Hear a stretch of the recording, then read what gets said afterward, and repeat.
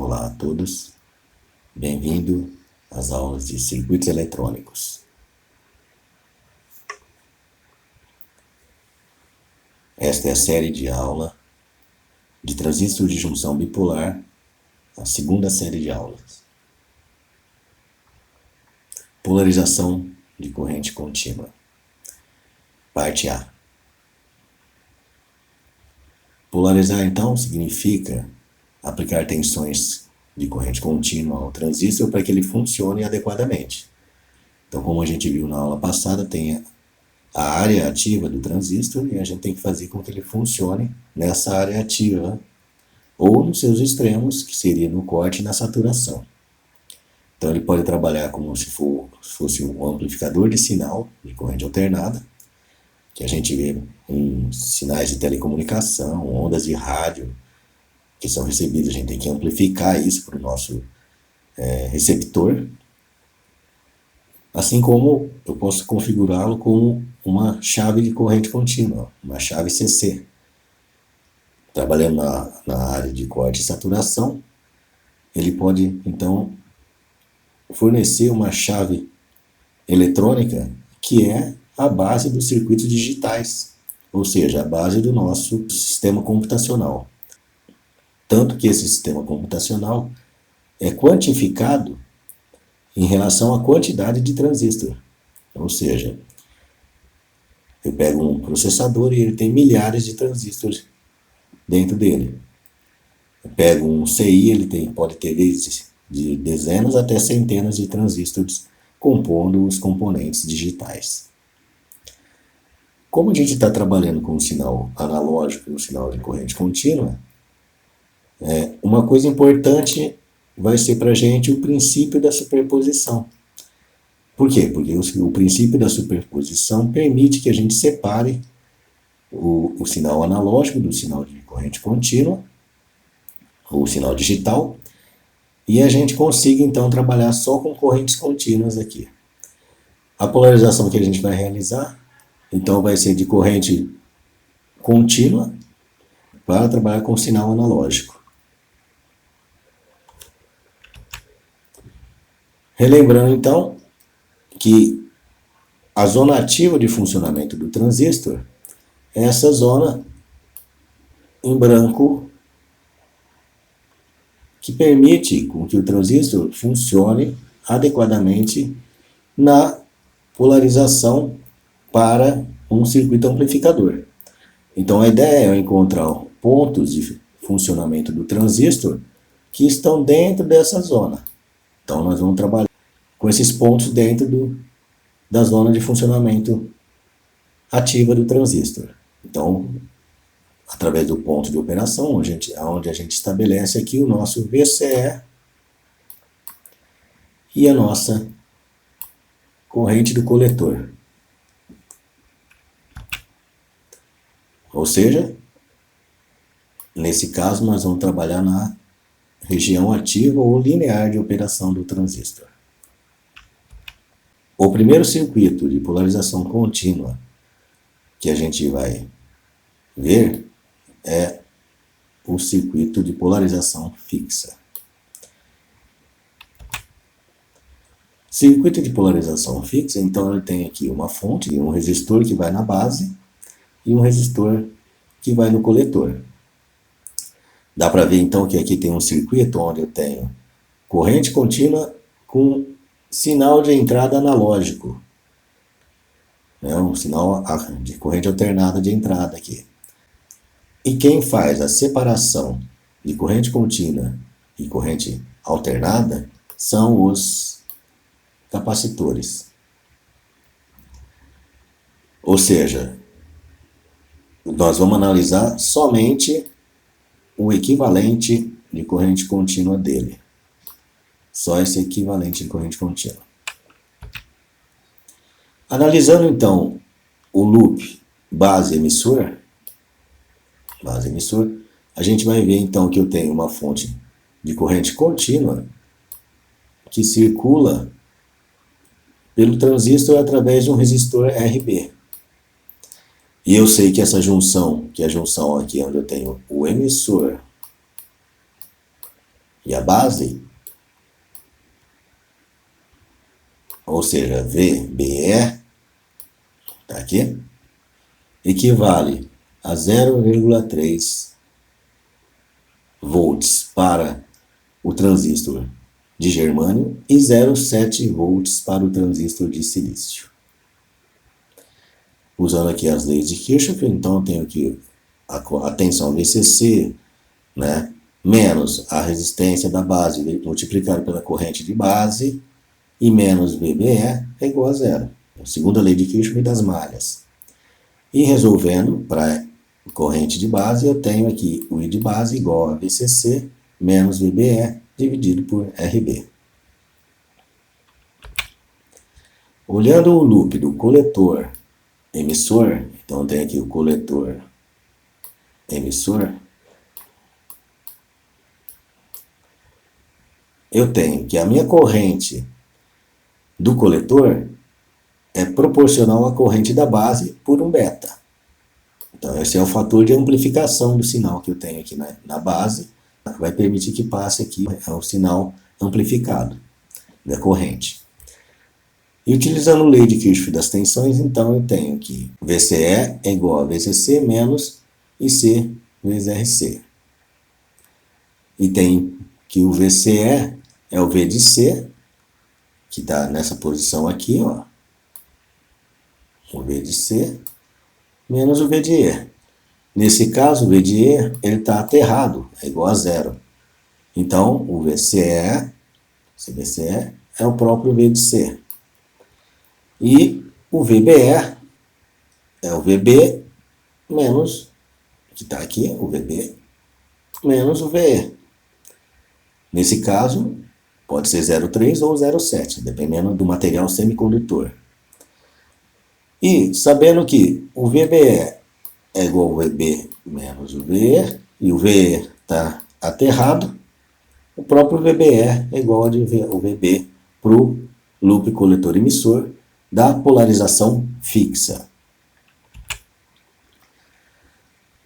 O transistor ele tem um nível de saturação, né, de corrente contínua aqui, que é o máximo que ele pode estar passando por essa junção dentro do transistor.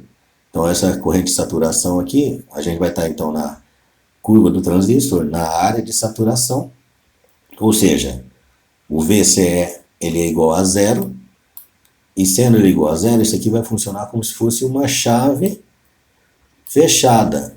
Assim, o I de C ele é VCC sobre RC. VCC sobre RC. E quando eu estou no corte, no funcionamento de corte, isso daqui é como se fosse uma chave aberta. Ou seja, não tem corrente circulando, estou na região de corte, e o meu próprio VCC é o que vai estar aqui, nesse ponto. Ou seja, o VCE é igual a VCC.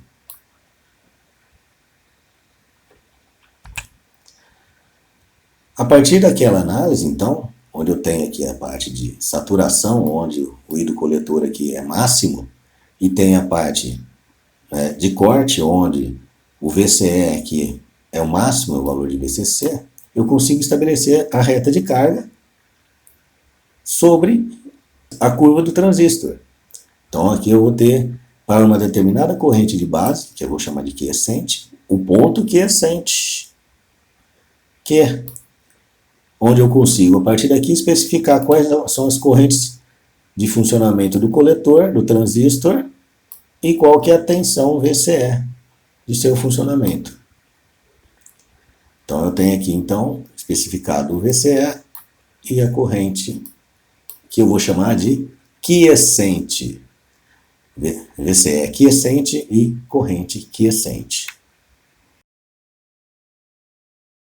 Recapitulando, na análise com a linha de carga, faço VC igual a zero e tenho a minha corrente de saturação, ou seja, VC sobre RC. Depois faço IC igual a zero e tenho o meu VCE de corte, ou seja, VCE igual a VCC. Estabeleço a linha de carga, determino o valor de funcionamento da base, o I de base, e aí encontro os valores quiescente de VCE e IC. Aqui a gente pode ver, nesse gráfico, o efeito dos valores do ponto quiescente no circuito a partir de que eu troco a minha corrente de base. Então eu tenho aqui uma corrente de base aqui, que foi aumentando, e o meu ponto quiescente ele vai trafegando em direção à corrente de saturação.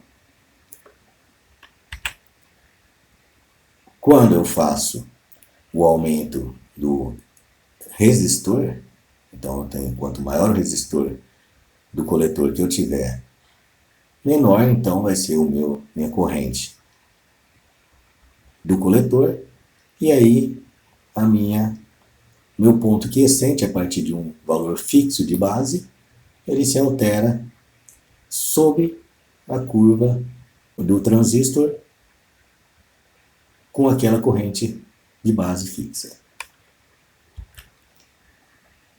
Se eu fazer uma alteração no VCC, o que vai acontecer? Quanto maior o VCC, maior a minha corrente do coletor. E então o meu ponto quiescente também vai se deslocar, né? No caso aqui, ó, em cima dessa curva, que é a curva da corrente de base quiescente constante. Exercícios. Primeiro, determine para a figura o valor de o I de base quiescente, o I de C quiescente, o item A, o item B, o VCE quiescente, depois o VB, IVC e o VBC. Então, no item A, para o item A aqui, se eu pegar, estabelecer 12 volts, vim por esse circuito aqui, a lei de Kirchhoff das tensões, das malhas, né? Vou perceber que eu tenho aqui na base aqui, no caso do silício, 0,7 volts. Vamos aproximar pelo silício. 0,7 volts. 12 menos 0,7 dividido por 240K vai me fornecer uma corrente de 47,08 microamperes. E a partir que eu tenho essa corrente estabelecida, multiplico pelo fator de amplificação beta e vou ter a corrente do coletor quiescente, que é igual a beta vezes o I de base quiescente, que a gente estabeleceu anteriormente, me dando uma corrente de 2,35 mA. Item B. A partir daí eu tenho, então, a corrente do coletor e quero encontrar o VCE quiescente. Basta eu pegar e subtrair o valor da fonte menos a queda de tensão que eu tenho no resistor RC. Isso vai me dar uma tensão VCE, que é nesse ponto aqui, de 6,83 volts, pois o emissor, que é esse daqui, está aterrado. Item C, então a tensão de base, como aqui está aterrado, é igual à própria VBE, que é igual a 0,7 volts. E o VC, que é o V do coletor, então, que é esse daqui, ó, V do coletor, é o próprio VCE, que é 6,83. Daí eu posso, então, especificar o VBC. O VBC é a diferença do VB